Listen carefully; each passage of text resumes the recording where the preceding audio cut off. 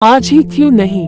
एक बार की बात है, एक शिष्य अपने गुरु का बहुत आदर सम्मान किया करता था। गुरु भी अपने इस शिष्य से बहुत स्नेह करते थे, लेकिन वह शिष्य अपने अध्ययन के प्रति आलसी और स्वभाव से दीर्घसूत्री था। सदा स्वाध्याय से दूर भागने की कोशिश करता तथा आज के काम को कल के लिए छोड़ दिया करता था। अब गुरुजी कुछ चिंतित रहने लगे कि कहीं उनका ये शिष्य अपने जीवन संग्राम में पराजित न हो जाए। आलस्य में व्यक्ति को अकर्मण्य बनाने की पूरी सामर्थ्य होती है।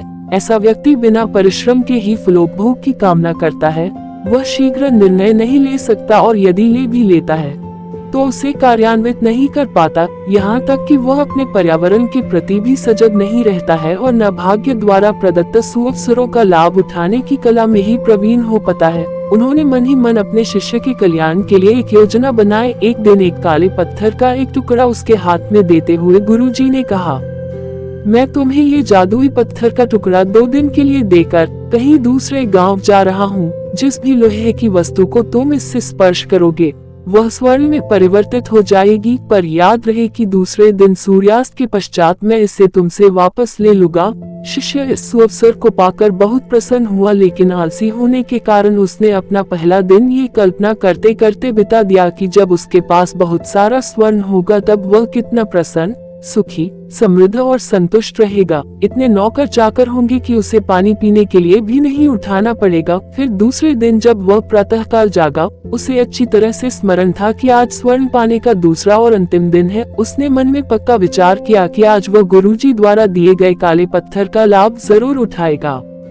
उसने निश्चय किया कि वो बाजार से लोहे के बड़े बड़े सामान खरीद कर लाएगा और उन्हें स्वर्ण में परिवर्तित कर देगा। दिन बीतता गया, पर वह इसी सोच में बैठा रहा कि अभी तो बहुत समय है, कभी भी बाजार जाकर सामान लेता आएगा। उसने सोचा कि अब तो दोपहर का भोजन करने के पश्चात ही सामान लेने निकलूंगा, परंतु भोजन करने के बाद उसे विश्राम करने की आदत थी और उसने बजाय उठ के मेहनत करने की थोड़ी देर आराम करना उचित समझा। पर आलस्य से परिपूर्ण उसका शरीर नींद की गहराइयों में खो गया और जब वो उठा तो सूर्यास्त होने को था।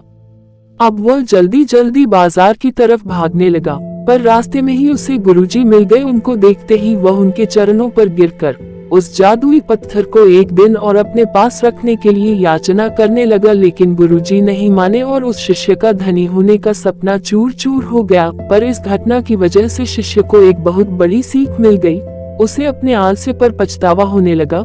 वो समझ गया कि आलस्य उसके जीवन के लिए अभिशाप है और उसने प्रण किया कि अब वो कभी भी काम से जी नहीं चुराएगा और एक कर्मठ, सजग और सक्रिय व्यक्ति बनकर दिखाएगा। कहानी की शिक्षा। दोस्तों, जीवन में हर किसी को एक से बढ़कर एक अवसर मिलते हैं, पर कई लोग इन्हें बस अपने आलस्य के कारण गंवा देते हैं।